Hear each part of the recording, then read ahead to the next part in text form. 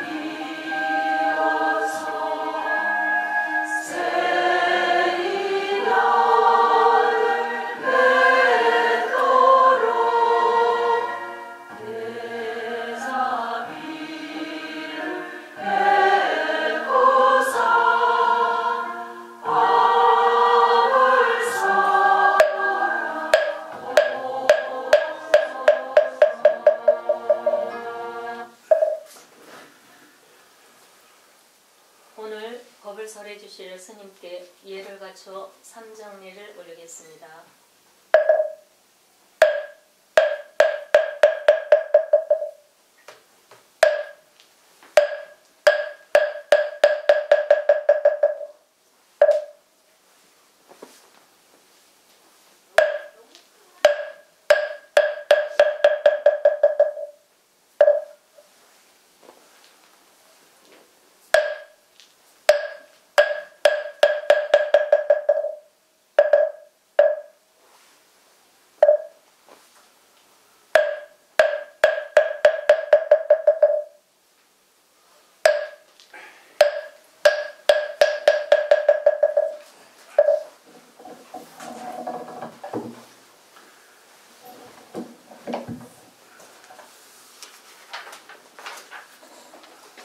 설법을 듣기 전에 잠시 우리의 마음을 가다듬는 입장에 들겠습니다.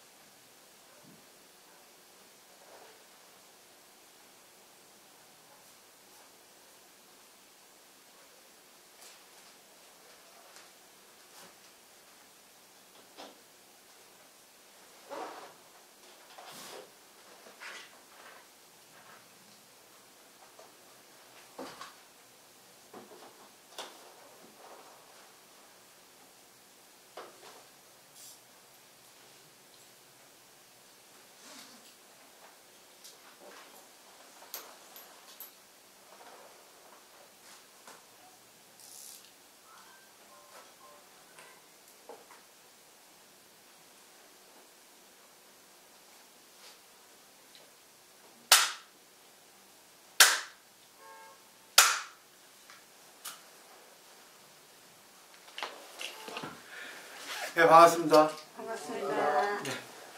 오늘 명절 전인데 많이 바쁘실 텐데 와주셔서 고맙습니다. 자, 오늘 종지용칠품인데요.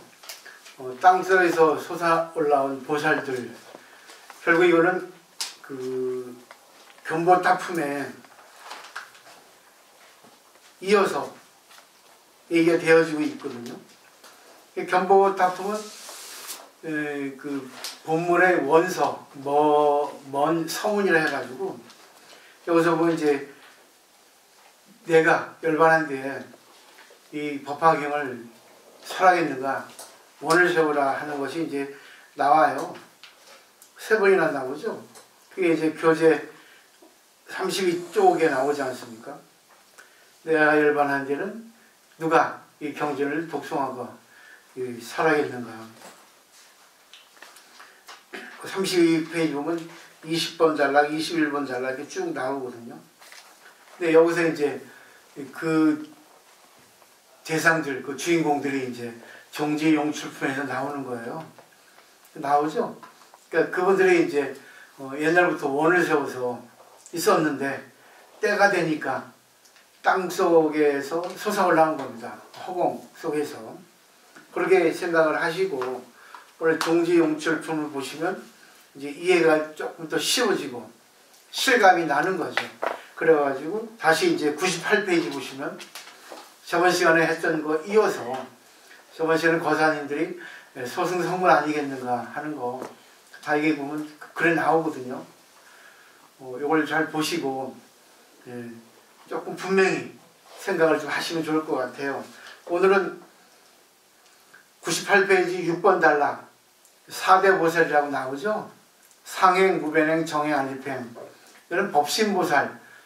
오늘 프린트를 보시면 이 본화에 4대 보살이라고 되어 있죠.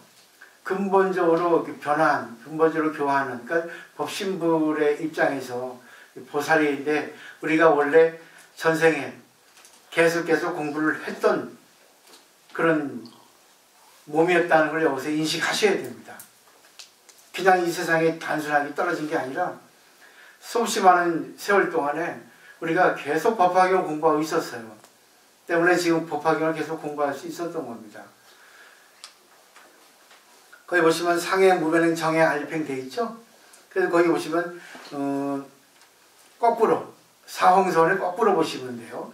중생무변서원도, 번뇌무진서원도, 법문무량서원도, 불도무상서원성 그걸 거꾸로 연결시키면 되거든요. 상행, 무변행, 정행, 안일행. 그래가지고 첫 번째는 이제 안일행이죠. 근데 여기에 이제 전부 상행, 무변행, 정행, 안일행 이 보살의 이름인데 행이라는 것이 들어있다는 것에 주목을 하셔야 됩니다. 그러니까 보살이 되면은 이론적인 것보다 실천이 더 앞서야 된다는 거죠. 첫 번째 안일행이죠. 이거는 거꾸로 보면 중생무변서원도입니다. 뒤에 안립, 편안하게 성립시킨다는 거죠. 이 세상을 편한 세계로 만든다 해서 안립행이에요. 읽어보시면 되고 이 정행은 청정한 행이죠. 그 청정한 행을 이루기 위해서는 번뇌를 조금 조복할 수 있어야 되겠죠. 그 정행입니다. 세 번째는 무변행이죠. 무변행이라는 것은 무변, 끝이 없다는 것이요. 가가 없다는 거거든요. 근데 이거는 영원히 계속 끊임없이 우리가 죽어도 다시 태어나도 다시 죽어도 계속 반복해서 한다는 거예요. 그 네 번째 상행은 결국 뭐겠어요? 반드시 내가 이걸 이루고 말겠다. 부처님이 말씀하신 법화경에 대해서 성취하고 말겠다는 것. 이게 최상의 보살이라서 무상이랍니다. 상행, 무변행, 정행, 안일행 이제 4대 보살 여기 돼 있죠. 그리고 다 이제 집에서 보시면 돼요. 그냥 제가 이런 참조로 조금 깊이 있게 설명을 해 놓은 거거든요. 근데 이 4대 보살이 이제 대중들의 인솔자, 리더입니다. 말하자면 총무죠. 이분들이. 그러니까 이제 사홍서원과 연결시키거든요. 그래서 항상 우리가 공부를 마치고 나서 사홍서원한 이유예요. 자, 그 다음에 이제 오늘 조금 이제 본문만 좀 충실하겠어요. 그래야지만이 내용이 연결되고 또 이해가 또 쉬울 것 같아서 천천히 읽어보면서 간단히 설명을 드릴게요. 99페이지 보면 대중을 인도하는 도사가 됐다 했죠. 이 도사의 도자 한번 보세요. 인도할 도자죠. 그죠? 길도자가 아닙니다. 그러니까 인도, 말하자면 인솔이에요. 그러니까 지도자입니다. 7번 단락. 대중들 앞에서 각각 다 함께 합장하고 석가모니부를 배웠고 문안드리며 말씀드렸습니다. 세존이시여, 병이 없으시고 괴로움도 없으시며 안락히 지내십니까? 제도를 받을 사람들은 교화를 잘 받습니까? 세존을 필요하게 하지는 않습니까? 이게 이제 산문이죠.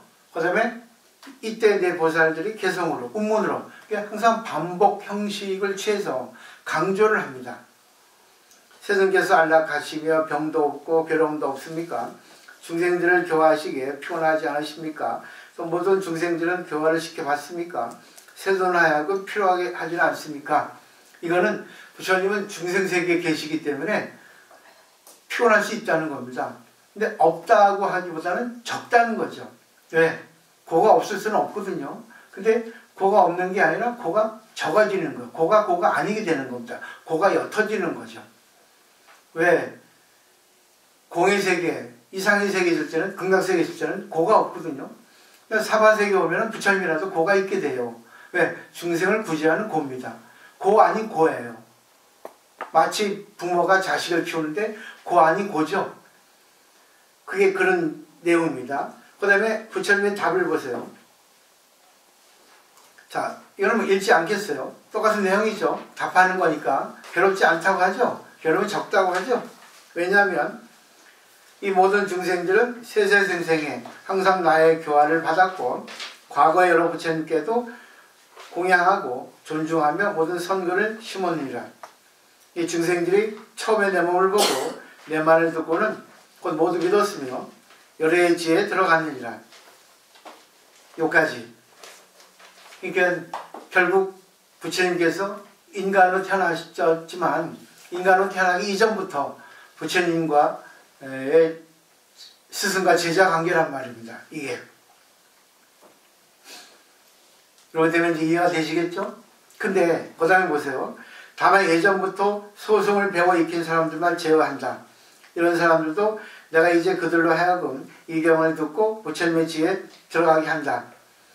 그 옛날에 공부를 했던 사람은 공부하기가 쉬워지는데 그리고 공부를 중단하지 않고 오래 가는데 다만 소승은 제외한댔죠? 예전부터 소승을 배워 익힌 사람만 제외한댔죠? 무슨 뜻이냐면 전생에 공부를 한 흔적이 없고 지금 이제 법화경을 만난 거예요. 그러니까 옛날에 공부한 흔적이 없으니까 그리고 소승의 가르침만 결국 철학적인 것만 배우고 그냥 자기가 그냥 그 좋아하는 거 자기 생각만 가지고 하다 보니까 옳고 그른 게 있죠. 그리고 자기만 비우든지 여러 가지 관점에서 그렇게 하다 보니까 대승의 가르침, 법화경의 가르침에 모든 게 진실이다. 모든 게 진리 아닌 것에 대한 가르침에 대해서는 이해가 안 되는 거예요. 따라오지 못한다는 거예요. 그래서 제외한다 한 겁니다. 같이 공부를 해도 공부를 따라오는 사람이 있지만 공부를 못 따라오는 사람은 전생에 공부를 한 사람이 아니에요. 했지만 뭐예요? 많이 하지 않은 겁니다. 근데 이런 사람들도 내가 이제 그들로 하여금 이 경을 듣고 부처님의 지혜에 들어가게 하겠다 그랬습니다. 그러니까 과거와 현재의 차이입니다. 과거는 경전 공부, 그러니까 대승 법화경을 공부하지 않았는데 지금 이제 소승의 가르침을 배우고 법화경을 만났는데 그럼 지금부터 내가 법화경의 가르침에 대한 내용에 대해서 이제 이해하고 믿고 이렇게 인연을 맺어주겠다 이 뜻입니다. 그러니까 이게 아주 중요한 내용이에요. 이게 같이 공부를 해도 다 다릅니다. 근기가. 그리고 신앙심도 다 다르기 때문에 얘기하고 그 다음에 보세요. 보살들의 수입니다. 이때 모든 보살들의 개성으로 말하였습니다. 훌륭하고 훌륭하십니다. 대웅세전. 이 대웅전이 여기서 나온 겁니다. 위대한 웅장, 위대한 영웅, 대웅전, 대웅세웅이라 나있죠.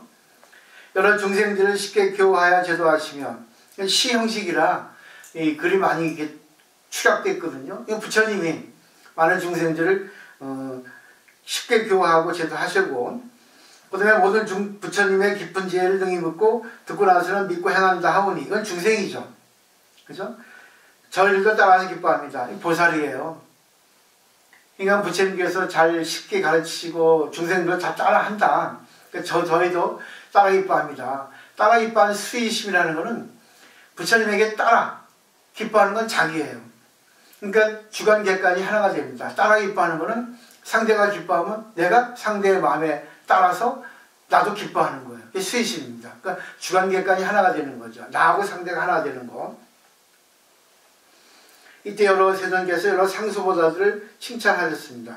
훌륭하고 훌륭하니라 선남자들이요, 그들이 너희 여러에게 따라서 기뻐하는 마음을 내는구나. 그러니까 양방통행인 겁니다. 이게 공부를 제대로 하는 거예요. 일방적이 아닌 거죠. 근데 미륵보살의 이제 음은 여기서 이제 밝혀지는 거예요. 지용보살에 대한 정책, 그리고 머무는 곳. 그때 미륵보살과 8,000향화사 보살들이 모두 이렇게 생각했습니다. 이건 실제 인물들입니다. 미륵보살도 오직 인간으로 태어난 분이에요. 법신보살인데, 근데 인간의 몸을 받아서 옛날 인도의 바라문의 자식으로 태어났거든요. 그리고 부처님의 의지에서 출가해서 수행하고 죽었어요. 그리고 지금 도설천 내원궁에서 대기하고 있죠. 그래서 56억 7천만 년 후에 미륵부처로 탄생하는 겁니다. 근데 시간은 절대가 아니라 상대이기 때문에 언제 나올지 몰라요. 근데 그렇기 때문에 많이 지금 일반에서 미륵부처가 하생했다 이렇게 나오는 겁니다. 미륵교, 미륵불 이렇게 얘기하죠. 왜? 시간은 절대가 아니기 때문에. 이게 의문을 한 거죠. 왜 땅에서 소사하는 보살들이 뛰어난가? 도저히 이해 못하겠다. 본 적도 없다. 여기서는 왔는데 저 사람 본 적 없는데 여기서는 신도를 하니 믿을 수가 있겠는가? 근데 전생에 여기서는 신도했다. 이렇게 얘기하는 겁니다.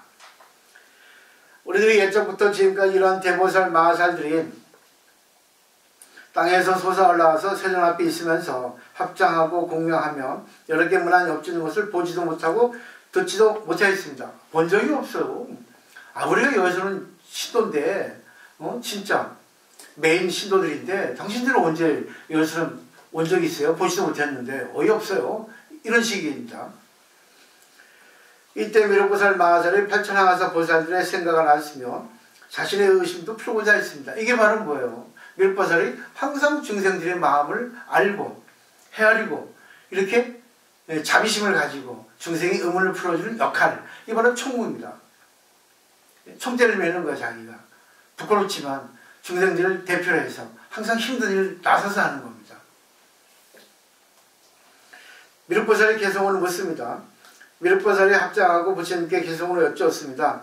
한량없는 천만한 여러 보살 대중들은 일찍이 보지 못했으니 양족전께서 말씀해 주십시오. 양족전은 두 가지가 부족한 존귀한 분이라서 부처님을 칭하거든요. 그러니까 두 다리 중에 최고라고 하는 분도 있고, 또 지혜와 선정, 또 지혜와 복덕 두 가지를 부족한 겁니다. 새 양나기처럼. 이들은 어디서 왔으며 무슨 인연을 모였습니까? 그 다음에 엄청나게 큰 몸과 큰 신동과 지혜도 불가서야 합니다. 그냥 찬탄이에요. 인도의 표현 방법인데 우리가 마음이 크다, 그거를 이제 크다고 표현하거든요. 부처님 몸이 1장 6촉이라고 하거든요. 약 5m 정도 된다고 해요. 그것은 인간의 몸이 큰 게 아니라 인간의 정신세계가 그만큼 크다는 걸 나타내기 위해서 표현한 겁니다. 그래서 절에 가보면 큰 부처님 모시잖아요. 대불들. 그 다음에 뜻과 생각이 견고하고 크게 인욕하는 힘이 있어서, 뜻과 생각이 견고하다는 것은 법화경 가르침의 뜻이 견고하고, 또 뭐예요? 내가 정말 이렇게 내가 가야 되겠다 생각을 굳건히 하고, 그리고 인욕하는 힘이 있다는 것은 포용력입니다. 그러니까 참는 힘이 강한 사람은 항상 자기가 기뻐도 참고 슬퍼도 참고 화나도 참고, 그렇죠? 그래서 인욕이라고 하는 말을 쓴 거예요. 포용력입니다. 말도 안 되는 것도 참고 다 안고 가는 거죠. 그걸 감인대랍니다. 감인대. 감당해서 참는 그런 푸대. 또 기다려준다, 대기하겠자 이렇게 얘기하거든요. 그래서 중생들이 친절하게 좋아하오니 어디에서 왔습니까? 이 결국은 뭐 있어요? 매력이 있다는 거죠. 매력이 있는 사람은 항상 남이 좋아하고 보기 좋아하고 오면 기뻐하고 그러죠. 이게 보살들의 특징이에요. 그 다음에 솟아난 보살들의 수양이 있죠. 이건 앞에 나왔기 때문에 그 많은 법신보살, 전생에 있던 보살들도 능력에 따라서 권속들의 차이가 있다는 겁니다. 이건 그냥 넘어갈게요. 쭉 돼 있죠? 근데 13번 단락 위에 보세요. 이렇게 많은 대종들을 어떤 사람이 산수로 헤아려 항아사 겁을 지내도 알 수 없다는 겁니다. 그만큼 많이 이렇게 있다는 거예요. 왜? 보살은요, 보살의 숫자는 엄청나요. 쥐가 새끼를 번식하듯이 많습니다. 근데 소승성문 스님들은 포교를 하지 않으니까 권석이 없어요. 그러니까 스님들이 돼봐야 얼마 안 되죠. 근데 보살들은 항상 사회생활을 하면서 힘든 거를 자기가 겪고 그거를 이제 부처님 가르침에 해가지고 쉽게 자기가 받아들이고 그걸 해결하는 방법 아니까 많은 사람들한테 알려주는 거예요. 그러니까 그 사람들이 좋아하는 거죠. 아, 저 사람은 항상 힘들게 살아도 항상 걸림이 없이 항상 즐겁게 산다. 왜 그러는가 내가. 항상 내가 저 사람한테 물어보고 힘들 일 있으면 내가 저 사람한테 하소연해야겠다. 그러니까 그게 계속 어떻게 돼요. 소문 퍼져가지고 항상 많은 사람들이 나보기를 좋아하는 거예요. 나를 많이 찾아오는 거예요. 그러니까 주위에 사람들이 많이 모이는 겁니다. 그래서 대승보살들은 이 숫자, 권성이 많아요. 식구들이. 그 다음에 이제 그들의 스승을 묻습니다. 그럼 그들의 스승이 무엇인가 이제 묻습니다. 지용보살이죠. 땅속의 소단보살들이죠. 이렇게 큰 위덕을 갖추고, 위덕이라는 건요, 감화력, 영향력입니다. 상대에게 감동하게 할 수 있는, 상대에게 어떤 영향을 줄 수 있는 그게 감화력이, 위덕이에요. 정진하는 보살대중들은 누가 그에게 법을 설해서 교하고 성취하였습니까? 누구에게서 처음 발심하고 어느 부처님의 법을 전하며 무슨 경전을 받아들이며 어느 부처님의 도를 닦습니까? 그러니까 결국은 누가 스승이고 어떤 법을 이렇게 실천하고 어떤 경전을 받아들이고 어떻게 수행합니까? 그 뜻이죠. 이제 느낌이 오시죠? 그렇죠? 그 다음에 의문을 풀어주기를 청합니다. 이렇게 많은 보살들의 신통과 큰 지혜임은 사방의 땅이 진동하고 갈라지면서 그 속에서 솟아올라왔으니 세존이시여 저에게 예전에 이런 일을 본 적이 없습니다. 그들이 떠난 국토 이름을 말씀해 주십시오. 저희가 여러 국토를 다녔지만 이러한 대중들을 못 봤습니다. 그러니까 이 저희라는 거는 일반 대중이에요. 지금 인간으로 있는 대중들. 근데 많이 포교를 다녔는데 이 사람들을 한 번도 본 적이 없어요. 근데 지금 말도 안 되는 소리 하십니까? 부처님 제발 우리한테 그걸 답을 주세요. 그렇게 하겠죠. 이 여러 대중 가운데 한 사람도 알지 못하는데 갑자기 땅에서 솟아나는 그 인연을 말씀해 주십시오. 지금 해중에 있는 한량없는 백천하 수많은 보살들도 이를 알고자 합니다. 이거는 인간 보살들이에요. 지금 공부하고 있는 부처님에 같이 인간 석가모니 하고. 근데 갑자기 땅에서 올라온 그 법신 보살들이 나타났는데 도저히 본 적이 없거든요. 전생 얘기하고 있으니까. 그래서 이 보살들이 어떤 것이나 대해서 이제 알고자 합니다. 그래서 밑줄 세 번째 줄, 이 여러 보살들의 처음과 나중의 인연을 무량한 미덕의 세존께서 설하시어 저희들의 의심을 풀어주십시오. 처음과 나중의 인연은 처음은 언제 발심했고 나중이라는 것은 지금 왜 땅속에 솟아올라왔습니까? 그간의 경위를 얘기해 주십시오. 그러겠지요. 예? 언제 시작했고 지금 왜 나타났습니까? 도저히 이해 안 됩니다. 도저히 수수께끼 같은 인물들에 대해서 아무리 부처님이라도 믿지 못하겠습니다. 우리에게 알기 쉽게 얘기해 주십시오. 이 뜻입니다. 그러니까 또 타방보살들 나왔죠? 그래서 다른 보살, 타방에 있는 다른 세계의 또 보살들이 우리가 부처님의 가르침을 살아야겠다 했는데 부처님 거절한 거 앞에 종지영질편에서 나왔죠? 서두에. 이때 석가모니 부처님의 분신 여러 부처님들로 한량없는 천마리가 되는 다른 국토에서 오신 이들이 팔방의 보배나무들 아래에 있는 사자자에서 별가보자 하고 앉아 있었습니다. 부처님들의 시자들도 각각 이 보살대 중인 삼천대천 세계의 사방의 땅에 소설 올라와 허공에 머물러 있는 걸 보고 각각 그 부처님께 말씀드렸습니다. 이 허공에 머물러 있다는 것은 계속 얘기했죠. 평등, 불성, 공. 그러니까 이거는 결국 뭐예요? 무차별 세계입니다. 공의 세계예요.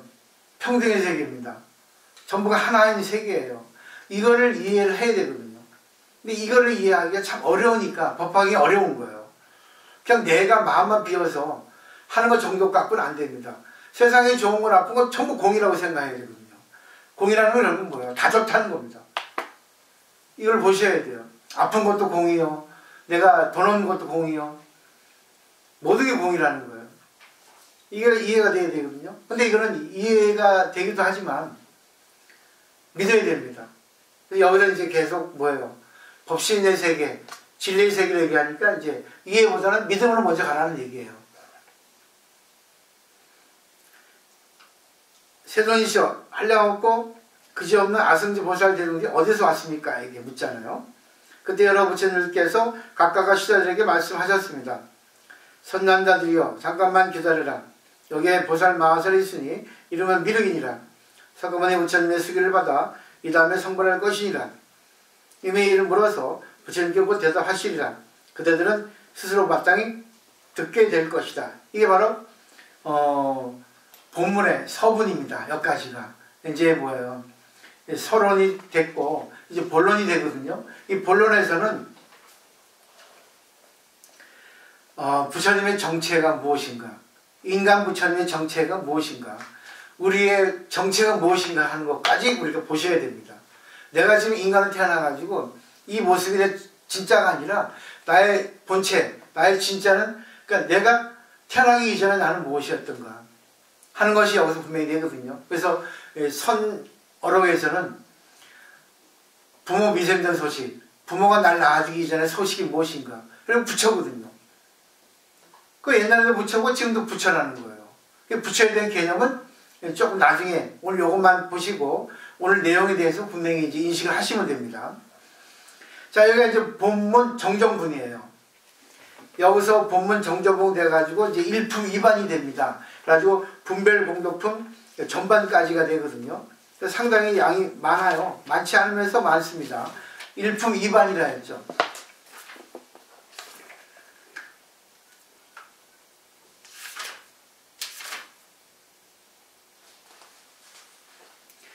(145페이지까지예요) 145페이지 영원한 생명의 공덕 앞까지 정정분 본문 정정분이나 써놓으시면 됩니다. 이거 상당히 많죠? 한 20페이지 되죠? 네. 예. 여기가 이제 뭐예요? 부처님의 진짜 정체가 무엇인가에 대해서 나오는데 법화계 중에서 제일 중요합니다. 그리고 앞에 방편품이 있죠? 앞에 방편품 3권에 있어서 그래서 법화계는 두 기둥이라 하는 겁니다. 제일 중요한 품이에요. 물론 다 중요하지만 그래서 이제 요거에 대해서 조금 이제 이거는 믿어야 됩니다. 이해가 안 되는 경우가 많은데 오늘은 이제 종지용출품 본문에서 부처님의 정체가 무엇인가에 대해서 오늘 분명히 알아주시면 돼요. 그리고 그럼 결국 뭐예요? 나하고도 연결되죠? 그 내용이 중간중간 있으니까 오늘은 그 경전 본문에만 충실하도록 할게요. 다시 106쪽에 이때 석가모니 부처님께서 미륵보살에게 말씀하셨습니다.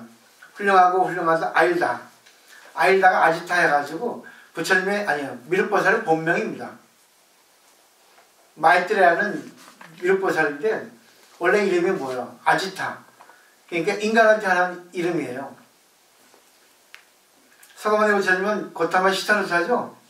아일다 이렇게 한문 음역입니다. 그대가 능히 부처님이 이와 같은 큰 일을 묻는구나. 이어서 부처님은 법신불이에요. 부처님이 다 이게 틀립니다. 법신불 아니면 뭐 색신불. 그대로 내용에 따라 문맥에 따라서 그걸 해석하셔야 되거든요. 그대는 다같이 일심으로 정진의 갑옷을 입고 견고한 마음을 내어라 했어요. 그것은 일심으로 정진의 갑옷을 입는다는 것은 스스한 마음이요. 기성관념. 세상의 어떤 그런 이치를 가지고 생각 말고 오로지 순수한 마음으로 견고하게 나의 말을 들으라 그거죠. 잘 들으라 그 뜻이겠죠. 여러 가지 여러 부처님의 지혜, 여러 부처님의 자제한 신통의 힘, 여러 부처님의 사자가 격분한 듯한 힘, 여러 부처님의 위엄있고 용맹하고 신세력을 나타내 보이려 하는구나. 이거에 대해서는 앞으로 이제 나오는 겁니다. 그 다음에 18번 단락. 그때 세尊께서 이 뜻을 거듭 펴주려고 개성을 말씀하셨죠. 너희들은 일심으로 정진하라. 이 정진하라는 것은 오로지 순수하게, 맑게, 깨끗하게, 이 정미소라고 하는 거 있죠. 쌀을 갖다가 일부는 쌀을 갖다 이렇게 하는 거 있죠. 정미소. 이 정진입니다. 그러니까 정자는 맑은 정자, 남자 정자의 정자예요. 아주 맑은. 그게 결국 뭐예요? 순수한 마음으로 기성관념을 버리고 자세히 들으라는 뜻이에요.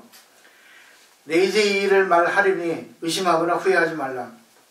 의심하지 말라 그거죠. 진실을 말하니까. 그리고 후회하지 말라. 뒤돌아보지 말라. 그리고 여기에 대해서 더 이상 물러나지도 말라. 그런 뜻입니다. 여러 가지로 해석을 해야 돼요. 이거는 이성으로 할 수 없는 불가사의한 세계를 얘기하기 때문에 이렇게 얘기하시는 거예요. 그러니까 신화의 세계, 이 진리의 세계는 오직 믿음이거든요. 철학은 이치로 하지만 종교는 믿음이에요. 왜? 신의 세계이기 때문에. 지금 신의 세계를 얘기하는 거예요. 부처님의 지혜는 불가사의하죠. 불가사의는 아시죠? 생각할 수 없는 거 인간은. 야, 불가사의하다, 신기하다, 신비하다, 도저히 이해가 안 된다, 그렇죠? 그런 내용들. 불가사의죠. 마치 50kg밖에 안 되는 아주머니께서 자식이 차 밑에 깔렸는데 번쩍 들었던 경우 많죠? 그리고 불 났을 때 그 어머니가 자식을 안고 불 타지 않았죠? 그런 것들이 불가사의하죠. 그게 이거 뭐예요? 신이 하는 겁니다. 절대력이죠.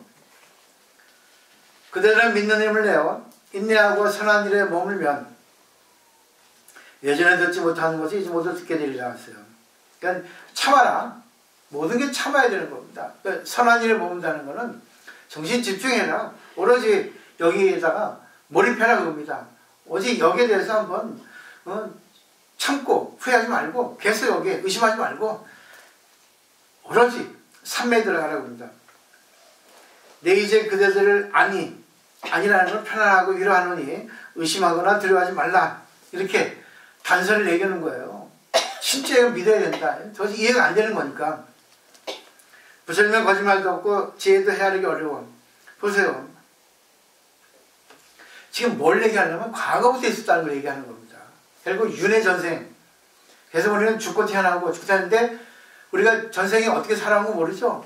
근데 그 중에 하나의 흔적이 지금 이 공부 내용을 통해 가지고 전생에 부처님의 제자였다는 것이 여기서 밝혀지고 있잖아요. 이거는 믿지 않으면 안 돼요.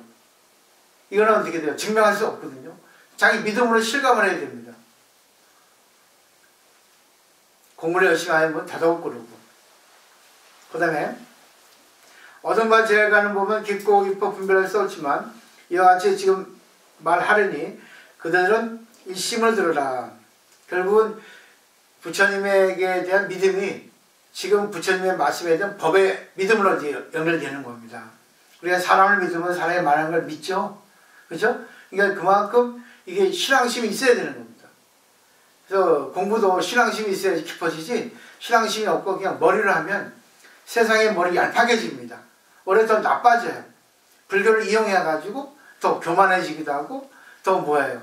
안 좋아지는 경우가 많아요. 보살들 중에서. 그러니까 공부를 아무래도 교만하고 잘난 척하고 남에게 힘들게 하고 그런 사람이 있죠. 물 흐리는 보살들, 신도들 있죠.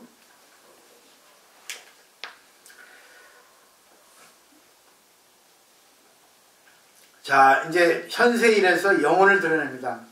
이제 다음 품, 열애상품의 이제 서곡이에요. 시작입니다. 서론이 되는 거죠. 그러니까 지금 현세에 있어서 옛날에 있었던 그거를 얘기하는 거예요. 그 때문에 말로 편하지만 이 말 속에 있는 걸 갖다가 그들은 믿지 않으면 안 된다는 겁니다. 이게 바로 종교입니다. 결국 뭐냐면 본화보살이라 해서 우리 근본적으로 우리가 변화했던 보살입니다. 우리 적화보살이거든요. 흔적의 변화. 흔적으로 나타난 보살. 인간으로. 근데 인간이 이제는 뭐예요? 근본. 공의 입장에서는 나타난 보살. 이게 본화보살의 지입니다. 그때 세상께서 이 개성을 말씀하시고 나서 미륵보살에게 말씀하셨습니다. 내가 이제 이 대중 가운데서 그대들에게 말하리라. 알다요. 또 알다 나오죠, 이런.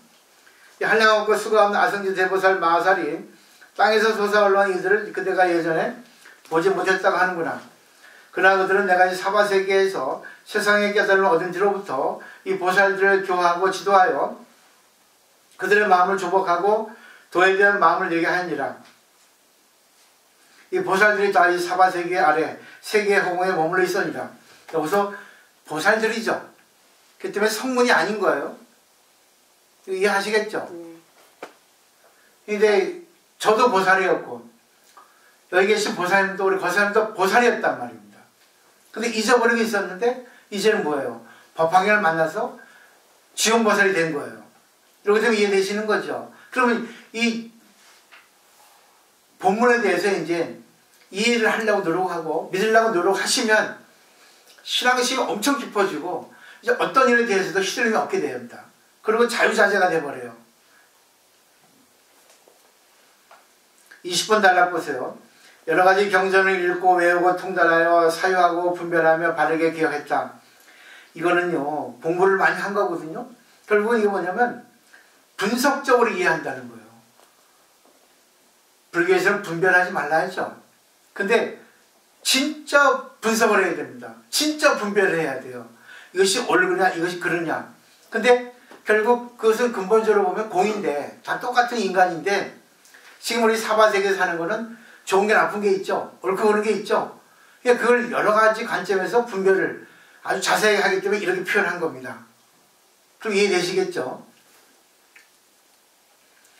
알다, 이 선남자들은 대등교 가운데 있으면서 많은 말을 하기를 좋아하지 않고 항상 고요한 곳에서 부지런히 정진하기를 좋아해서 잠깐도 쉬지 아니했다는 거죠. 이 많은 말을 하기를 좋아하지 않는다는 것도 많은 말을 안 하는 게 아니라 할 때는 하고 하지 않을 때 안 하고, 그러니까 결국은 뭐예요? 쓸데없는 말 안 했죠. 그리고 항상 필요에 의해서 한다는 거예요. 말 많이 할 때는 하고 말 하지 안 하고 자유자재가 된다는 뜻으로 받아들이시면 될 것 같아요. 근데 공부가 되면 말이 적어집니다. 그리고 그 다음에 또한 인간이나 천상에 머물지 않고 이렇게 됐거든요. 머물지 않고라 했는데 인간도 의지하지 않고 천상도 의지하지 않고예요. 그럼 결국은 누구를 의지하겠어요? 자기를 의지하겠죠. 그죠? 자기하고 법. 결국 자등명 법등명이에요. 불교는. 남편을 의지해도 결국 뭐예요? 내 자신이 의지하는 겁니다. 내 자신의 지혜에 있어서 남편을 의지하고 남편을 살려주고 세상의 이치도 그렇죠? 다 의지하면서 뭐예요? 내가 판단해서 하죠. 다 할 때는. 결정은 내가 하죠. 결국은 뭐예요? 내가 주인공이라는 겁니다. 이게 법을 분명히 알기 때문에 내가 참을 거는 참고 내가 뭘 할 건 뭐 하고 그냥 어떤 일도 걸리지 않고 어떤 일에 대해서도 내가 잘 해결할 수 있다는 겁니다. 깊은 지혜를 항상 좋아해서 걸림이 없으며 부처님의 법을 항상 좋아해서 일심으로 정진하면서 가장 높은 지혜를 구했다. 답이 나오죠, 다.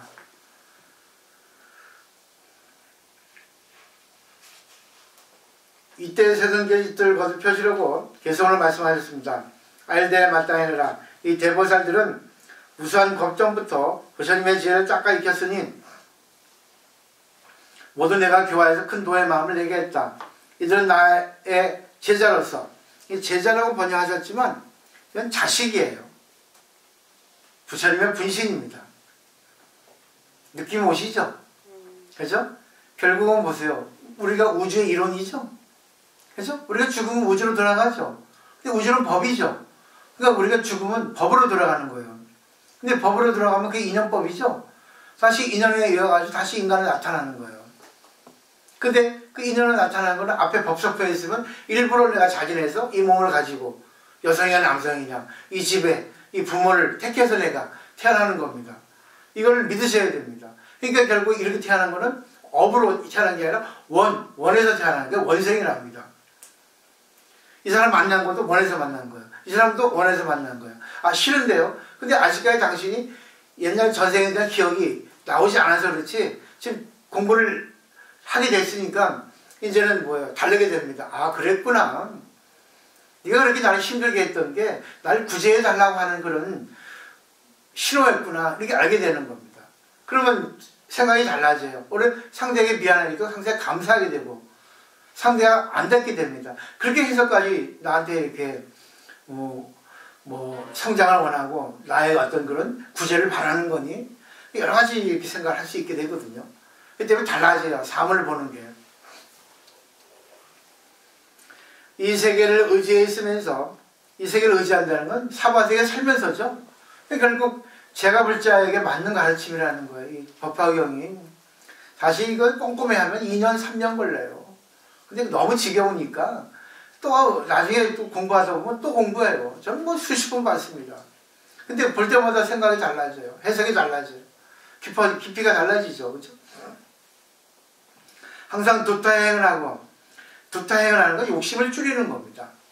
욕심을 줄인다 해가지고 욕심을 내지 않는 게 아니에요. 그냥 주어진 것에 대해서 감사하는 거예요.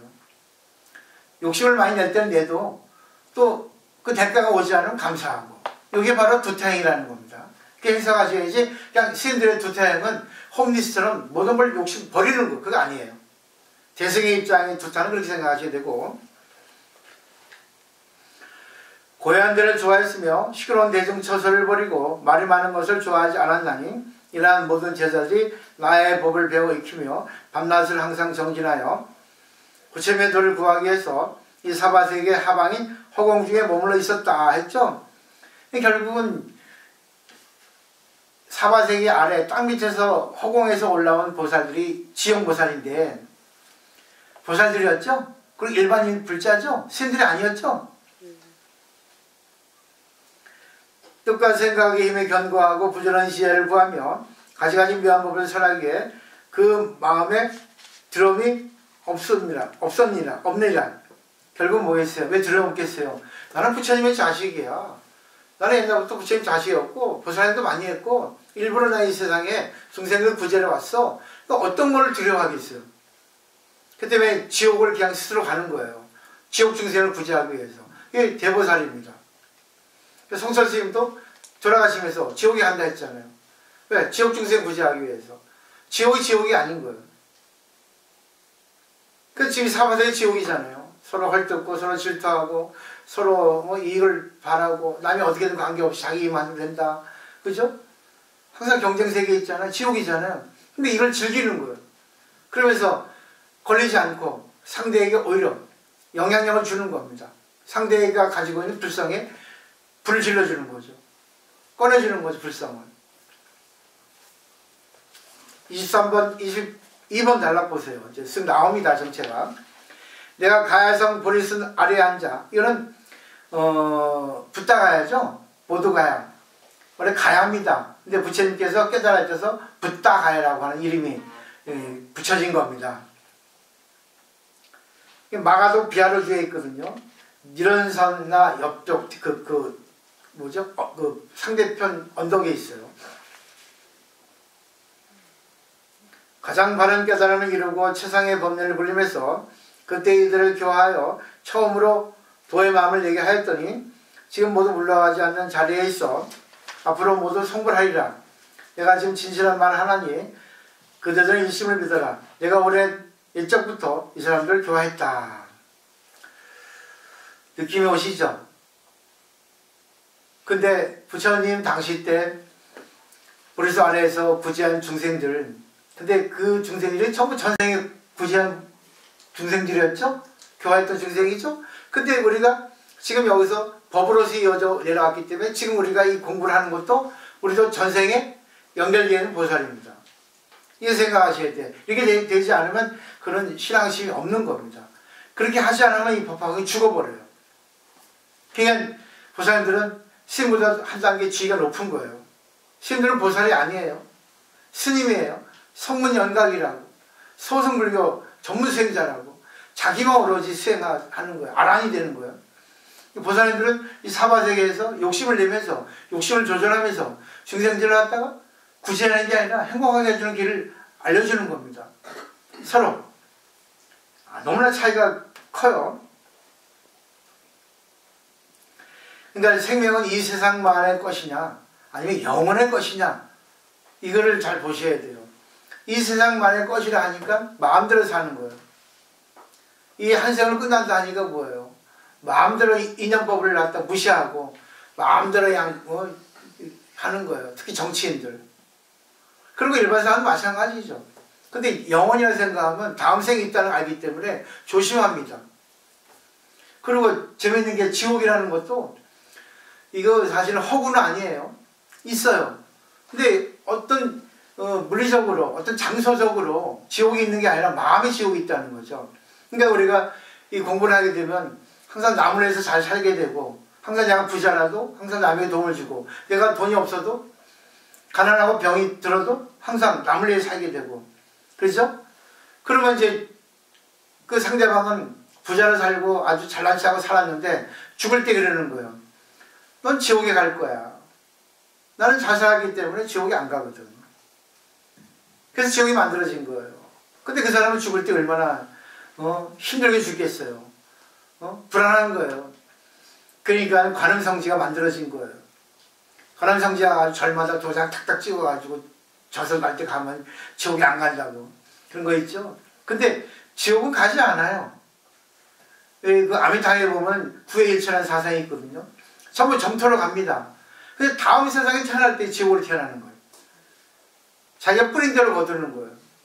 그게 문제가 되는 거예요. 근데 나는 잘 살았기 때문에 다음 세상도 뭐야? 법학에 공부를 하고 재밌게 사는 거예요. 즐기면서. 그 다음에 이제 미륵보살이 다시 의심해서 청합니다. 계속 연결되죠? 이때 미륵보살 마하살과 무사한 보살들의 마음의 의혹을 품고는 처음 보는 일이라고 계획이 여겨 이렇게 생각했습니다. 세존께서 이렇게 짧은 시간에 이렇게 한량없고 그지없는 아승제 제보사들을 교화하여 세상에 깨달은 몸을 이렇게 하셨는가. 미륵보살조차 의심하는 거예요. 부처님 말씀에 대해. 이해가 안 되기 때문에. 눈으로 보고 귀로 듣지 않은 건 이해가 안 되거든요. 그래서 사회적인 어떤 그런 이치로 설명하는 것 가지고는 안 되고, 설명하지 않은 거잖아요. 사회적 이치로 설명하면 이해가 되는데. 그 때문에 믿어야 된다는 거죠.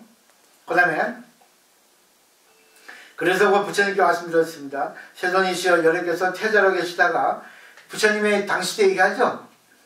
석가시 궁전에서 나오시어 가야생에서 얼마 멀지 않은 도량에 앉아 세상의 깨달음을 이루셨습니다. 그때부터 지금까지 40여 년쯤 부처님께서 그랬죠? 35살 깨달아가지고 돌아가실 때 50년이잖아요.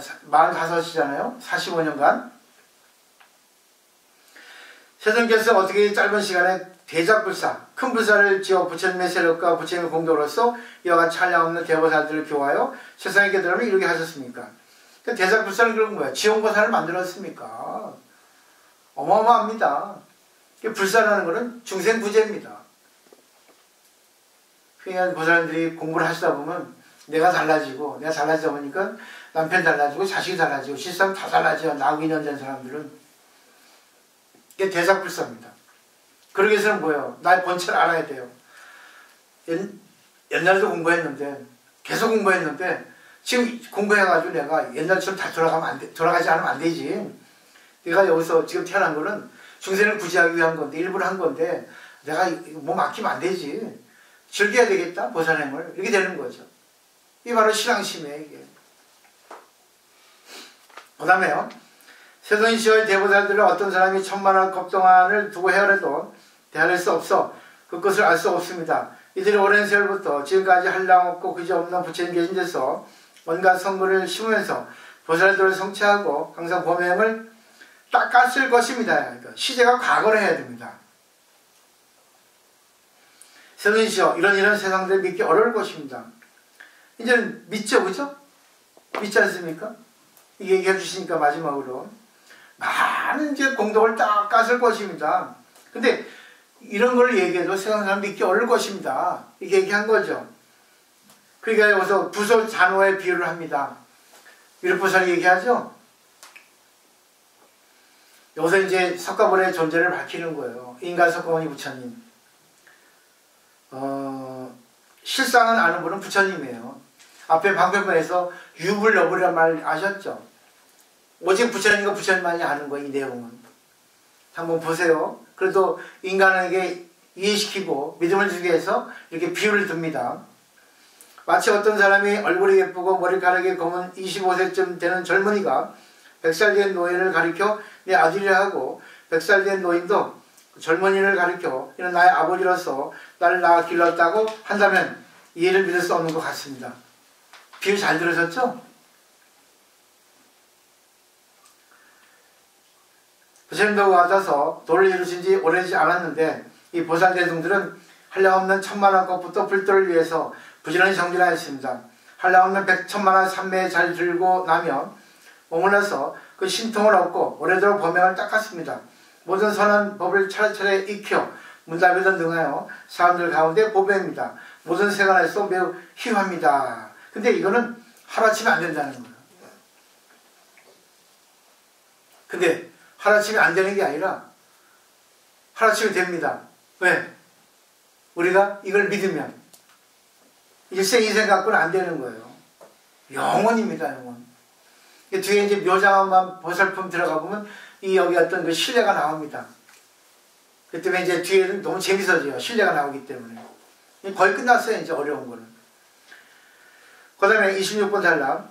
오늘 세상께서 말씀하시기를 불도를 이루었을 적에 처음으로 마음을 내게 하고 교하며 지도하여 세상에게 좀 나아가게 하셨습니다. 세상께서 성불하신 지 오래지 않았는데 이렇게 큰 공덕을 능히 지으셨습니까?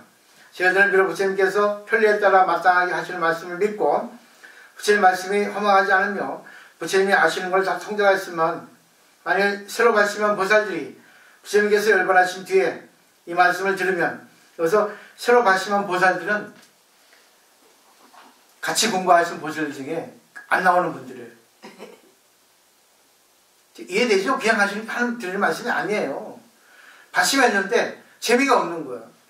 허무맹랑한 내용이거든. 이해가 안 되거든요. 믿음으로 가야 돼요. 믿음으로.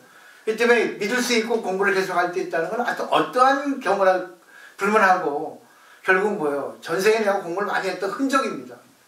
그러니까 쉬워지는 거예요. 그리고 힘들지만 힘든 것도 재밌는 거예요.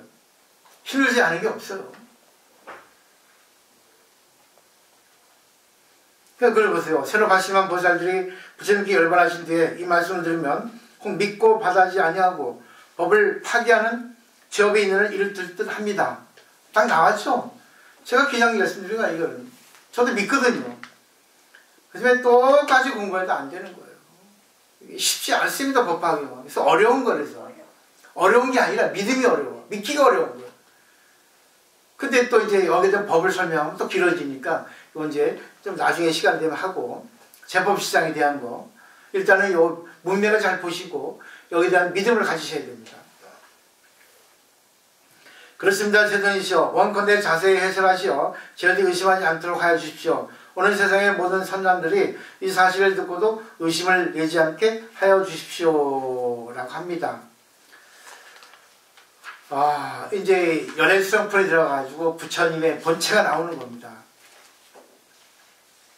개성으로 다시 청합니다. 다시 한번 반복해서 이제 내용을 정리할 필요가 있어요. 그래서 오늘 이게 중요합니다.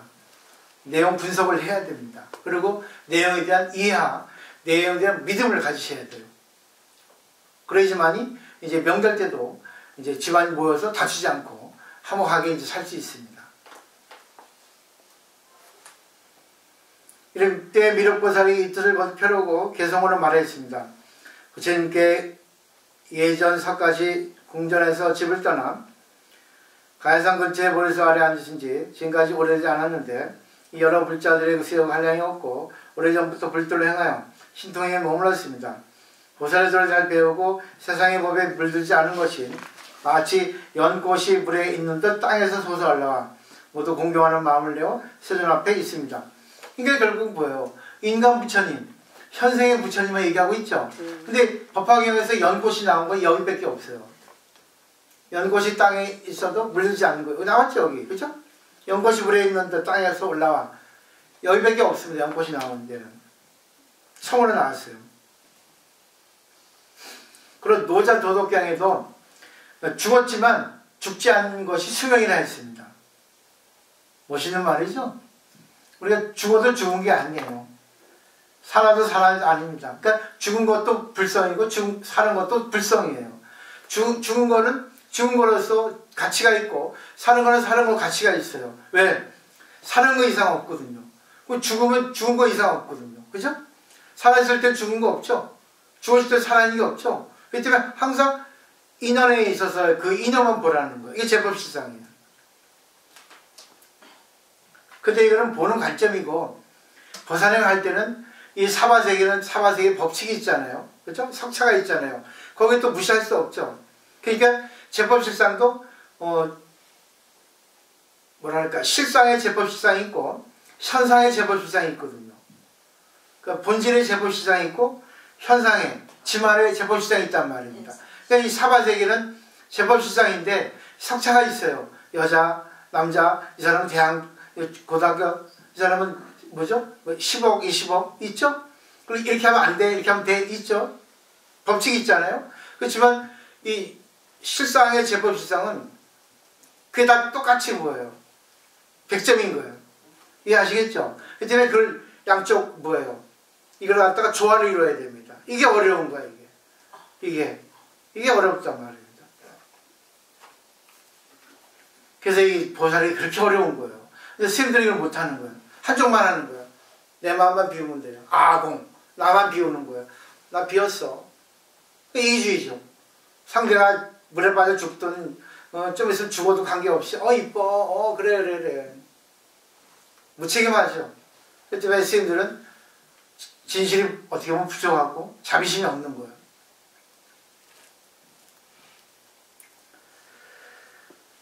그 다음에 쭉 보세요. 읽어보세요. 도대체 믿을 수 없단 말입니다. 부처님이 45년밖에 안 되는데 무슨 중생을 부지하게 많겠습니까? 어떻게 이 많은 중생들이 부처님 당시 때 했습니까? 도대체 믿기 어렵습니다. 그러니까 비유로서 표현하죠. 비유하지만 젊은이였어 25세쯤 되니가 머리고 희고 얼굴이 쭈그러진 백살쟁이를 가리키면서 이 사람은 내가 낳았다 하고 이들도 젊은이를 아버지라면 아버지는 젊고 아들을 읽었으니 쭉 돼 있죠. 그리고 29번 단락 위에 보세요. 부처님의 도를 구하기 위해서 이 세계 아래에 공주에 있었다. 공주라는 건 공이에요. 그러니까 항상 공의 입장에 있는 거야. 그러니까 항상 우리도 항상 기본 베이스로 공회에 있는 거예요. 모든 걸 다 평등으로 보는 거예요. 너랑 나랑 같이 하나로 보는 겁니다. 부모가 자식을 하나로 보듯이. 그게 일단 기본 베이스에 이게. 그래서 불교를 공문이라 한다 했죠. 근데 이 내용을 볼 때 결국은 내 자식이 전생에 내 아버지일 수 있어요. 내 부모일 수 있습니다. 내 남편이 뭐예요? 부모일 수 있다는 거예요. 근데 일부러 뭐예요? 이렇게 인연이 된 겁니다. 인연이 깊은 거예요. 그러니까 가장 인연이 끈이 깊은 사람, 찔린 사람들이 뭐예요? 부부가 되고 부모와 자식이 되고 가장 가까운 사람들의 관계가 되는 거예요. 그걸 알게 되면 보세요. 미워도 미운 게 아니잖아요. 이뻐도 뭐예요? 이쁜 게 아니죠. 결국 이 사람이 여기 있는 것은 그냥 이 순간만 봐서는 안 되는 겁니다. 순간 이 인연을 통해 가지고 깊은 걸 볼 수 있어야 되는 거예요. 그렇기 때문에 휘둘리지 않게 됩니다. 마음이 조용히 되고 마음이 산란하지 않게 되는 거예요. 이게 공덕이에요. 이거를 우리가 만들기 위해서 지금 공부하는 거예요. 근데 우리는 맨날 걸리잖아. 좋아도 걸리고 싫어도 걸리고 화나도 걸리고 슬퍼도 걸리고. 자, 29번 단락 보세요. 저들은 부처님 말씀을 듣고 이래 의심이 없지만 부처님께서 미래의 중생을 위해서 말씀을 해석해 주십시오. 이해 되죠?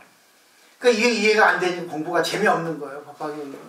사실은 이거는 2년 3년 해도 엄청나게 재밌는 거예요. 이게 믿음이 되면.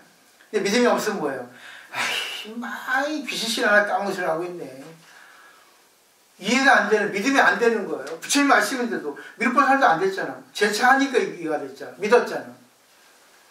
그 다음에 만약 어떤 사람이 이 경을 듣고 의심하여 믿지 않으면 악도에 떨어지리니 바라건대 해설해 주시오 했잖아. 악도에 떨어진다는 것은 공부를 해도 공부가 진척이 없고 오늘도 나쁜 짓 하는 겁니다. 비방하죠. 저는 못 가. 그래서 심지어는 뭐야? 개종하게 되고. 그럼 뭐예요? 정말 욕심이 많은 사람들이에요. 현실 세계만 보는 거예요. 보이는 것만 보는 거예요. 이렇게 하려고 하면 보살들이 어찌하여 짧은 시간에 교화하고 발심하게 하여 올라가지 않는 지에 머무르게 하십니까? 라고 이제 마치는 거예요. 이제 연애상품에서 딱 답이 나옵니다. 요거는 조금 시간을 좀 들여서 중요한 부분이니까 이제 다음 시간에 이제 명절 지나고 하시면 되거든요. 예. 근데 이 프린트를 보세요. 이거 불성이라는 거 이걸 안 들었을 거예요. 프린트를 보시면 이 불성이라는 거에 대해서 이건 나와 있거든요. 이 옛날에 이경락이라고 하는 왕이 있었는데 이 발화자 존재에게 불성이라는 것에 대해서 믿지 못하는 거예요. 그 불성이 있습니까? 하는 거죠. 있다 하는 거죠. 어디에 있냐 하니까는 뭐예요? 다 있다는 거예요. 근데 이 불성은 뭐예요? 어디에 있냐? 작용하는 데 있다는 겁니다. 어디에 작용하냐니까 8군데로 작용한다는 거죠.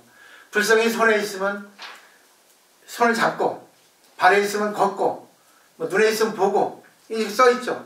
그죠? 딱 써있잖아요. 세상에 있으면 사람이라 하고. 쭉 나와있죠. 그냥 집에서 보시면 돼요. 결국은 이 불성이라는 거는 우주의 에너지입니다. 우주의 생명 자체입니다. 우주의 생명 자체니까 이 불성은 중생에게만 있는 게, 살아있는 생물에만 있는 게 아니라 유정무정, 심지어 어떤 곳에서 불성이 오는 것이 없어요. 이게 중요합니다. 이게 그 중국의 마조 돌스님의 제자 중에 보철스님이라고 있었어요. 아주 또 대단히 공부를 많이 한 스님이에요. 근데 어느 스님이 와서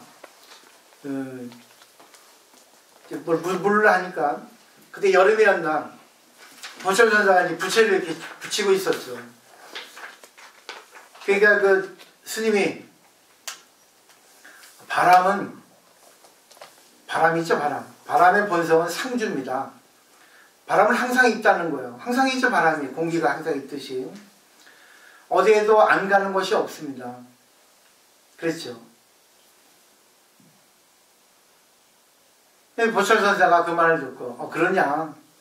바람은 상주지. 항상 있지. 어디 안 가는 곳이 없지. 그러면서 부채를 붙였어요. 계속. 그때 그 물어본 스님이 절하면서 갔습니다. 이 내용을 잘 보세요. 바람은 항상 있죠. 그죠? 항상 있는데 부채를 붙일 필요가 없잖아요. 항상 있는데, 근데 바람이 항상 있어도 바람이 작용하는 데가 있고 작용하지 않는 데가 있죠. 그죠? 강도가 센 데가 있고 안 센 데가 있죠. 그러니까 바람이 있어도 불지 않으면 부채를 붙여가지고 바람의 작용을 일으켜야 되겠죠. 결국 이게 뭐예요? 불성이 누구나 다 있는데 불성이 작용하지 않으면 불성이 있으나 마나 죽어있는 거라는 거예요. 이해하시겠죠? 이 작용으로서 다 나타나는 게 이 말 똑같잖아요. 이해하시겠죠? 불성이 작용하려면 어떻게 해야 돼요? 결국 내가 불성이라는 것이 있고 불성이라는 작용하고 있다고 보여야 돼요. 근데 이 세상에는 보세요.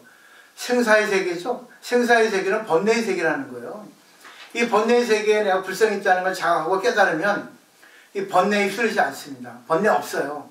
되겠죠? 공이라는 거. 예를 들면 뭐예요?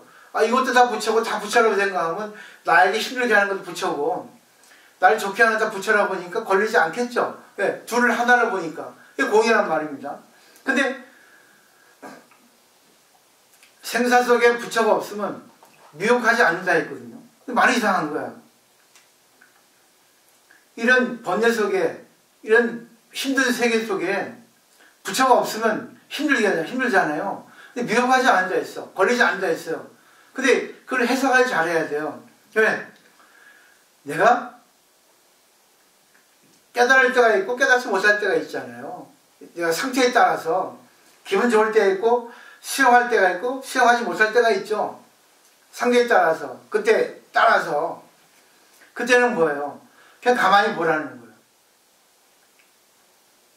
부처라고 내가 생각하지 말고 그걸 어떻게 바꾸려 하지 말고요. 그죠? 그냥 놔두는 거야. 그리고 그냥 뭐야? 괴로워하는 거야. 아, 이렇게 괴롭구나. 그대로 받아주는 거야. 그게 그런 거야. 추우면 추운 것과 하나가 되고, 더우면 더운 것과 하나가 되고, 괴로우면 괴로운 것과 하나가 되고. 지금 보세요. 평창올림픽. 그거 춥죠? 근데 추운데 보세요. 다 추운 걸 즐기잖아. 추운 거 아니면 동계올림픽 할 수 있겠습니까? 여름에 보세요. 해운대 해수욕장 덥죠? 빨가벗고 그냥 선탠하잖아. 이해하시겠어요? 그게 결국 내가 깨달으면 좋은데 만약에 혹시 깨닫지 못할 때는 어떻습니까? 그냥 그대로 그냥 보라 그거예요. 그리고 여기에 대해서 흠집 달지 말라 그거야. 아이고 컵이 이렇게 후져. 이게 뭐야? 좀 색깔이 들어있으면 좋을 텐데 할 필요 없다는 거야. 이것이 인연어시 여기 있는 거예요. 그럼 이해가 되시죠? 그럼 걸리지 않게 되죠. 근데 이제 보살의 작용할 때는 이거를 조금 그대로 봐주면서 걸리지 않으면서 조금 색이 더 들어가면 좋겠다. 그 나중에 얘기했죠. 왜? 상자를 나하고 하나가 될 때 그 이후에 해야 되겠죠. 근데 우리는 뭡니까? 야 이게 뭐야? 오늘 머리가 뭐니 그게? 열심히 미장원 가가지고 2만 원 주고 하고 왔는데 야 머리가 그게 뭐니 안 어울려 해봐. 열받게 해버리죠. 아이고 오늘 이쁘다 하죠. 그죠? 이해하시겠죠? 그죠? 그러니까 있는 그대로 봐주는 거야. 첫째가 그거 기본. 전제가 그겁니다. 이게 바로 불성을 보는 거예요. 그러니까 인정발이에요. 인정발이. 간단하게 말씀드린 거예요. 왜냐하면 인연이라는 거는 내 앞에 올 때 어떻게 어떤 경위를 통해서 온지 몰라요. 내가 이 물을 마시죠. 그럼 기본적으로 땀으로 지금 나가지는 않겠지만 소변으로 나가죠. 그 소변으로 나가면은 전부 거쳐가지고 바다로 가겠죠. 강으로 가든지. 그죠? 땅으로 들어가도 일단 그것이 이제 증발을 하잖아요. 그럼 수직에 내려 올라가겠죠. 그러면 구름이 돼가지고 다시 내려오겠죠. 그러면 비가 내려오면 보세요. 어디 안 가는 데가 있습니까? 비가 안 가는 데가 있어요. 근데 그 비를 맞은 것 중에서 동물이 있을 수 있고 식물이 있을 수 있고 또 많은 것도 있을 수 있죠. 그거 다 연결작용이 돼 있죠. 상호의존 관계가. 근데 결국 보세요. 내 앞에 있는 사람이 나타나는 거는 하여튼 나하고 인연이 있어 나타나는 거예요. 이거를 부처로 보라는 얘기입니다. 그러니까 이 사람이 왜 나한테 이러는 거야 할 때 알 수 없잖아요. 그 순간 이거 보면 열받거든. 근데 이 사람이 나한테 와가지고 손을 주는 거는 왠지 몰라. 내가 아픈 것도 그래요. 내가 왜 아픈 거야? 잘못한 거 없는데. 근데 모르는 거야 그거야. 어느 순간에 인연이 뭔가 잘못된 거지. 그게. 그럼 뭐야? 아, 이 인연을 보고 나타난 현상을 보고 알 수 없지만 내가 이거 모른다는 거 알 수 없는 걸 갖다가 알 수 없는 것이 바로 깨달음이다 보는 거예요. 받아들이는 거예요. 옛날에 어떤 스님이 교도소 이게 유물을 갔어요. 근데 교도소 그 수인들을 모아놓고 법문하는데 그들은 다 부처님 자식이다 그러지. 부처님 자식인데 다만 인연이 안 좋아서 지금 이 자리에 다 와 있는 거다. 그 인연 때문에 와 있는 거지. 그들의 원래 본성은 부처다 이렇게 얘기하는 거야. 다 울더라는 거야. 자기가 거기 가고 싶어 갔습니까? 보이지 않는 여러 가지 얽힌 인연 때문에 여기 온 거잖아요. 그렇죠? 나쁜 짓 한 사람은 하고 싶은 사람 없어요. 사실은 누구나. 근데 인연 때문에 그 인연을 모르죠. 그 때문에 그 보이지 않는 인연을 볼 수가 없어요. 중생들은. 그게 재보실상이거든요. 그러니까 나타나는 현상을 보고 그 사람의 어떤 표면의 모습만 보지 말고 표면의 모습 뒤에 있는 전생의 모습들을 수없이 많은 인연들을 보는 눈을 가지라는 겁니다. 그러면 보여요. 그게. 그럼 이해가 되시죠? 그래서 그 사람의 또 본 모습 보면은 뭐예요? 보이지 않는 많은 것들을 보이거든요. 우리 중생들도 그래요. 근데 공부를 하면 더 많이 보입니다. 얘 전생이 어땠구나. 어떻게 살아갔구나. 대충 아시잖아요? 근데 더 깊은 것까지 들어갈 수 있다는 겁니다. 그래서 이번에 이제 명절 때 모이시면 뭐 동서인지 올케인지 뭔지 모르겠고 만나다 보면 그 모습 속에서 너는 그랬구나. 쫙 보면 재밌어요. 근데 제일 중요한 건 이 감정이 있으면 안 돼요. 화가 나더라도 그래 나하고 인간인데 뭐. 일부러 그런 거야. 딱 해서 마음을 조절하고 동요하지 않고 딱 보면 비춰져요. 저 사람의 모습이. 전생이 보입니다. 그게 신통력이에요. 그게 순경통이라 하거든요. 재밌어요, 공부하면. 이건 추상적이 아니에요.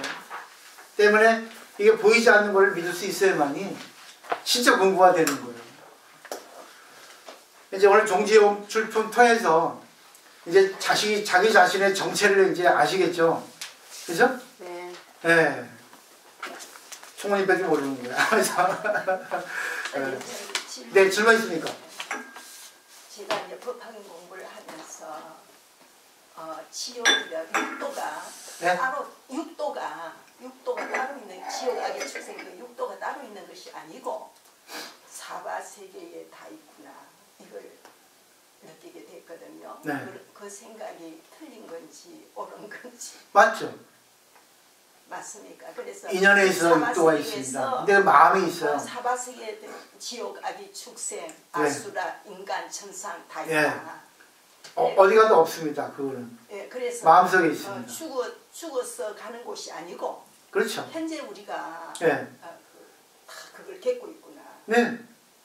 그 생각이 틀리진 않았습니다. 그게 추상적이 아니거든요. 그러니까 이제 가장 기본적으로 천상을 얘기해요. 천상, 하늘나라 세계. 그러면 아이고 총무님 얼굴이 이뻐 죽겠어. 아이고 귀여워 죽겠어. 해보세요. 천상 가죠. 기분 좋죠. 천상이에요. 그게 이제 남에게 듣는 것이 아니고 네? 내 자신이 그렇죠. 내 자신이 네. 천상이라고 느끼면 천상이고 또 우리 중생 세계에서 그 육도가 다 있어요. 다 사람마다 다 있어요. 그래서 육도에서 헤매는 사람들이 많은 것 아닌가 하는 생각이 들어요. 지옥에서 헤매는 사람도 있고, 예, 뭐 축생에서 헤매는 사람도 있고, 아니면 뭐 그 인간이나 천상에서 또 이제 이 공부를 하면 천상이나 인간이 되겠죠. 공부를 안 하면 법화경 철학에서 이제 중국의 천태의 대사가 10개 호흡한 세계를 이렇게 만들었어요. 이론을 10가지 세계가 있어요. 6도가 아니라 10가지 세계를 만들었어요. 근데 호구는 서로 고자, 갖출 고자예요. 그러니까 10가지 세계가 우리 마음에 있어요. 부처님 세계, 보살의 세계, 연각의 세계, 성문의 세계. 지금 우리는 지금 부처님 세계하고 보살의 세계 왔다 갔다 하죠. 그죠? 두 개가. 근데 나머지 세계는 숨어 있는 거예요. 성문 연각은 성인이거든요. 부처, 보살, 성문 연각은 성인이에요. 근데 육도는 뭐예요? 중생세계입니다. 근데 육도도 있지만 이건 잘 안 나와요. 나와도 뭡니까? 그거 왔다 갔다 해. 그냥 인연만 갖춰지고 여기서 뭐예요? 예를 들면 가장 기본적인 게 악이 있죠. 악의는 욕심이거든요. 내가 이걸 하고 싶다 하고 싶다. 근데 그 악의도 적절하게 잘 쓰면 되는데 적절하게 못 쓰고 계속 더더더 하면은 그 악의가 이제 작용을 하게 돼가지고 또 그것이 충족되면 되는데 충족되지 않으면 뭐예요? 입으로 나발나발 되죠. 축생입니다. 불평불만. 축생은 기르는 짐승이거든요. 개같이. 그러니까 교양이 없잖아요. 불평불만한 사람은 교양이 없잖아요. 공부한 사람은 말이 적거든. 불평하고 싶어도 안 하거든. 그냥 받아들이지. 개 같은 사람도 맞죠. 그렇죠. 깨달은 사람도 모르고요. 그러다가 이제 아수라는 뭡니까? 시비하는 거예요. 이제 이거 안 되면 뭡니까? 시비하는 거야. 해가지고 남한테 시비 걸고 운전하다 착 끼어들고 그러다가 이제 더 열받으면 어떻게 돼? 화가 점령해버리지. 뜨끈뜨끈하지 이제 막 하다 또 뭐야? 또 계속 육도 이루는 거예요. 그러다가 이제 옆에서 야 참어 뭐 그럴 수 있지 않냐 하면 뭐 또 인간은 왔다가 인간은 뭐야 이랬다 저랬다 정말 인간이야 좋기도 하고 나쁘기도 하고 그러다가 야 알았어 너 오늘 내가 밥 맛있는 거 사줄게.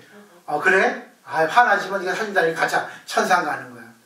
또 갔다가 뭡니까? 또 거기 가가지고 갑자기 또 남편 생각나니까 또 뭐야? 지옥에 갔다 승진했다가 계속 또 오는 거야. 그러다가 이제 성인의 세계 옵니다. 야, 10사람 가지고 공부하자. 그러면 성문의 세계야. 공부를 배우잖아요. 공부를. 그러다가 영가가 뭐냐면 야, 한번 오늘 공부했으니까 내가 바뀌면 되니까 남편한테 뭐라 하지 말고 야, 남편 입장 대주자. 그거 연각이에요. 연을 통해 깨닫는 거야. 그러다 보면 그 실천하면 보살이야. 그러다 보니까 야 모든 게 다 똑같은데 부처의 이치세계가 되는 거예요. 10가지 세계가 다 갖춰져 있어요. 예, 사바세계. 부처가 나오면 나머지 9가지는 안 나와. 근데 지옥에 나오면 뭡니까?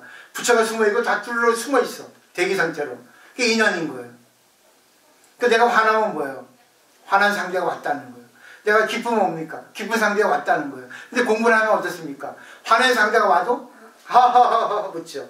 그죠? 상대를 구제해 주죠. 그게 바로 4가지 성인 세계인데 바로 보살입니다. 이게. 보살 이상으로. 그 내용이 여기 있는 거예요. 쉬워집죠? 그러니까 한번 해보세요.